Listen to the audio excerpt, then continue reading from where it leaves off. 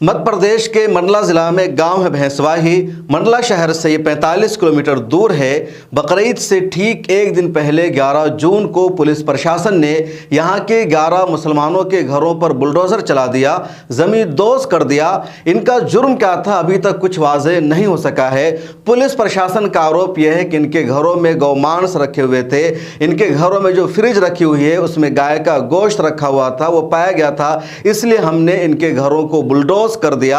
दूसरी तरफ वहां के लोगों का कहना है कि सिर्फ एक शख्स के घर में गाय का गोश्त रखा गया था, उसके अलावा किसी और के घर में कुछ भी नहीं पाया गया था। जानबूझकर पुलिस प्रशासन ने हमारे घरों को तोड़ दिया, या दूसरे लफ्जों में कह लीजिए कि एक के जुर्म की सजा पुलिस ने मोहल्ला के सभी लोगों को दे दिया। भैंसवाही गांव में मुसलमान काफी दिनों से रहते हैं और वहां 3 मोहल्ला है। एक ईदगाह मोहल्ला कहलाता है, दूसरा मस्जिद वाला टोला कहलाता है और एक किसान टोला कहलाता है। किसान टोला पर आदिवासियों की ज्यादा आबादी है, ईदगाह टोला पर और मस्जिद टोला पर मुसलमानों की आबादी है। और जो ईदगाह टोला है वहां कुरैशी समाज के लोगों की ज्यादा आबादी है, वो गोश्त का कारोबार करते हैं।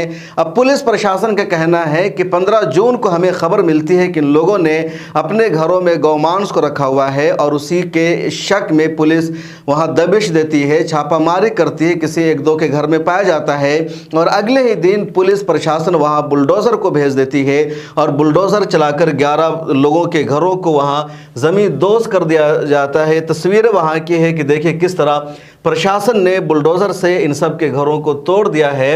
और इतना ही नहीं बल्कि प्रशासन ये भी इल्ज़ाम लगा रही है, पुलिस का कहना है कि 2 साल पहले भी यहाँ इस तरह का मामला पाया गया था और ये सब कुछ बकरीद से ठीक एक दिन पहले हुआ। इसमें से कई ख़वातीन का रद्द-ए-अमल सामने आया है। उनका कहना है मेरी बेटी की शादी होने वाली थी और मैंने सामान को रखा था, हम तैयारी कर रहे थे शादी करने की, लेकिन प्रशासन ने अचानक नोटिस दिए बगैर हमारे घरों को बुलडोज कर दिया और हमें सामान निकालने का भी मौका नहीं मिल सका। इसी तरह कुछ महिलाओं का कहना है कि अभी हमने नया घर बनाया था और प्रशासन ने सीधे सीधे तोड़ दिया।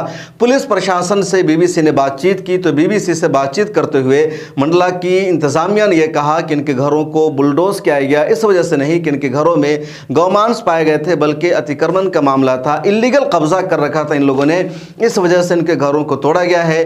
दूसरी तरफ वहां के सरपंच, मुखिया और दूसरे जिम्मेदारों का कहना है कि जिन 11 घरों को पुलिस प्रशासन ने मुनहदिम किया है, जिन पर बुलडोजर चलाया है, उनमें 3 मकान ऐसे भी थे जो प्रधानमंत्री आवास योजना के तहत बने हुए थे। तो अगर इनके घर इलीगल बने थे तो घर इलीगल बना था। प्रधानमंत्री आवास योजना के जरिए यानी सरकार ने खुद इनको घर बना करके दिया, सरकार ने इनके घर को तोड़ दिया। और जब पूछा जा रहा है सरकार से, प्रशासन से, तो कहा जा रहा है कि इनका घर इलीगल था, जबकि सरकारी फंड से इनमें से 3 लोगों का घर भी बना हुआ था। और अगर इलीगल था, अतिक्रमण था, तो बहुत पहले से था, पहले कार्रवाई क्यों नहीं की गई। और सिर्फ इन्हीं के घर इलीगल नहीं है बल्कि हिंदुस्तान में ज़्यादातर लोगों के जो घर बने हुए हैं, अगर उनके कागजात की जाँच की जाएगी तो कहीं ना कहीं कोई कमी निकल जाएगी और सीधे सीधे उसका घर भी या उसकी ज़मीन भी इलीगल निकल जाएगी। इस पूरे मामले पर अभी तक सवालात उठ रहे हैं कि जो असल मुजरिम है उसको सज़ा ना दे करके पूरे मोहल्ले को सज़ा दी गई। मिल्लत टाइम्स ने जब इस रिपोर्ट को शाया किया तो राज्यसभा में कांग्रेस के एमपी और मशहूर नेता इमरान प्रतापगढ़ी ने भी मिल्लत टाइम्स की उस पोस्टर को अपने ट्विटर हैंडल पर शेयर किया। जो पहले खबर थी उसको देख लीजिए। मिल्लत टाइम्स की खबर है कि मध्य प्रदेश के मंडला गांव में 11 मुस्लिम्स के घर पर चला बुलडोज़र, घर में बीफ रखने का था आरोप। इमरान प्रतापगढ़ी ने इस पोस्टर को ट्वीट किया और उन्होंने कहा कि हम अदालत में जाएंगे और भाजपा की सरकार में इस तरह हो रहा है। कहा था इमरान प्रतापगढ़ी का ट्वीट, आप इसको देख लीजिए। इमरान प्रतापगढ़ी ने अपने ट्वीट में लिखा, भाजपा राज में अदालतों का कोई काम नहीं, पुलिस आरोप लगाएगी फिर खुद ही बुलडोज़र लेकर आपका घर गिरा देगी, लेकिन अब ये सिलसिला नहीं चलेगा। इन पीड़ित परिवार की लड़ाई संसद से लेकर अदालत तक लड़ी जाएगी। मैं इस मामले को सिर्फ संसद के पटल पर उठाऊंगा बल्कि कानूनी तौर पर भी लड़ूंगा। तो इमरान प्रतापगढ़ी ने कहा कि मैं कानूनी तौर पर इन लोगों की लड़ाई लड़ूंगा। वहां जिनके घरों को तोड़ा गया उसमें से एक महिला की वीडियो सामने आई है। द मुस्लिम ने अपने ट्विटर पर डाला है, इसको सुनिए कि इस महिला का क्या कुछ कहना है। 3 दिन से मैं देख रहा हूँ, शनिचर के दिन से तो 3 दिन से देख रहा हूँ कि सामान रख रही हैं आप, इनको सपोर्ट करोगी तो गोली मार देंगे, नहीं आपका भी घर तोड़वा देंगे हम खड़े खड़े। कहाँ तक हम इनके सामने अगला घर आपका नंबर लगाऊंगा और अगर नहीं मानी तो इनका सपोर्ट करते गई तो उठा के गोली शूट करने का ऑर्डर लेके आऊंगा। अब की पूरी पुलिस 10-12 शराब पी के आते हैं, जवान जवान लड़कियों को लेके हम कहाँ भगे। तो आज आप क्या किराए से मकान ढूंढने गई थी? मंडला गए थे मैडम किराए से कि अपनी बेटी घर में जाना है। हमारा दामाद नहीं दुबई में रहता है, मेरी बेटी यहाँ सिलाई करती है, बच्चों के साथ रहते। अच्छा। 4 बेटी उसकी। मैं मंडला में घर ढूंढ रही, कहीं किराए से एक तो मकान नहीं मिल रहा कि मैं अपनी बेटी को ले जाके शिफ्ट कर दूं। अच्छा, तो क्यों नहीं मकान दे रहे हैं लोग? यहाँ की स्थिति सुन के सब डर गए कि कौन देगा इनको मकान, कौन इनकी सपोर्ट करेगा। कहाँ दर बदर लेके घूमेंगे अपनी बेटी को हम। उसकी जवान जवान बेटी है, सिलाई करके अपना जीवन करती रही, वो भी रोजी रोटी सब छिन गई उनकी। तो आपकी बेटी का मकान नहीं टूटा है? तो अब तो धमकी दे रहा दूसरे को सपोर्ट देगी। अब रहेगी कहाँ जब कोई नहीं रहेगा तो हम अकेले रह के क्या करेगी। मेरी बेटी अकेली, दामाद भी नहीं है, वो यहाँ अकेले किसके सहारे रहेगी आप ये बताइए। तो आपकी बेटी का मकान था, उसके बगल में आपके भाइयों का मकान था, तो आपके भाइयों का मकान तोड़ दिया? भाइयों का मकान तोड़े, उनकी सपोर्ट नहीं करना, उनका सामान नहीं रखना, उनको कुछ देना नहीं, खाने पीने को नहीं। अगली बारी आपकी है, आपका मकान तोड़ेंगे, मकान तोड़ के गोली मारने का ऑर्डर लेके आऊंगा आपकी अगर सपोर्ट किए तो कहा बच्चियों को मैं नहीं रख सकती, खाना नहीं दे सकते उनको, बच्चे जरा जरा से बच्चों को पानी नहीं दे सकते।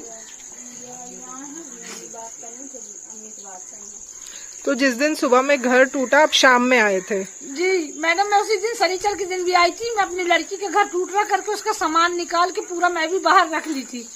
फिर बड़े अधिकारी से जाके पूछी कि मेरी नसीमा का भी घर टूट रहा था, तो कहने उसका घर नहीं टूट रहा।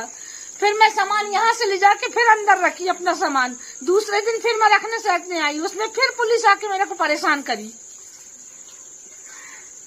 कोई कहीं से भी आएगा तो कल ऐसे ही परेशान होगा, हलेकान होगा। तो आपने सुना ये मंडला की वीडियो थी जिसमें महिला अपना दर्द बयान कर रही है। उनको अब किराए पर भी कहीं मकान नहीं दिया जा रहा है। इतना ही नहीं, इंडियन एक्सप्रेस और दूसरे मीडिया हाउसेस की रिपोर्ट में ये भी सामने आया है कि वहाँ की महिलाओं ने पुलिस प्रशासन पर आरोप लगाया है कि उन्होंने उनके घरों से पैसे चुरा लिए, उनकी मुर्गियों को चुरा लिया, उनके सामानों को चुरा लिया, उनके जेवरात को चुरा लिया और उन्हें सामान निकालने का मौका तक नहीं दिया गया। हालांकि पुलिस प्रशासन ने इन आरोपों को एक तरह से रिजेक्ट किया और कहा है कि इसमें कोई सच्चाई नहीं है। लेकिन सबसे बड़ा सवाल पुलिस प्रशासन से यह है कि अगर इन्होंने जुर्म किया, इन्होंने अपने घर में गाय का गोश्त रखा, गाय को ज़बह नहीं करना चाहिए था, वहाँ पाबंदी है, बैन है, कि मामला अदालत तक पहुँचना चाहिए था, कोर्ट में पहुँचना चाहिए था। कोर्ट का फैसला आए बगैर ही पुलिस प्रशासन को किसने ये राइट दिया है कि किसी को सज़ा दे, किसी के बारे में फैसला सुना दे, उसके घर को मुनहदिम कर दे। पुलिस प्रशासन का जो रवैया है सीधे सीधे कानून के खिलाफ है, अदालत की तौहीन है, सुप्रीम कोर्ट की तौहीन है और कोई पहली मर्तबा नहीं हुआ है।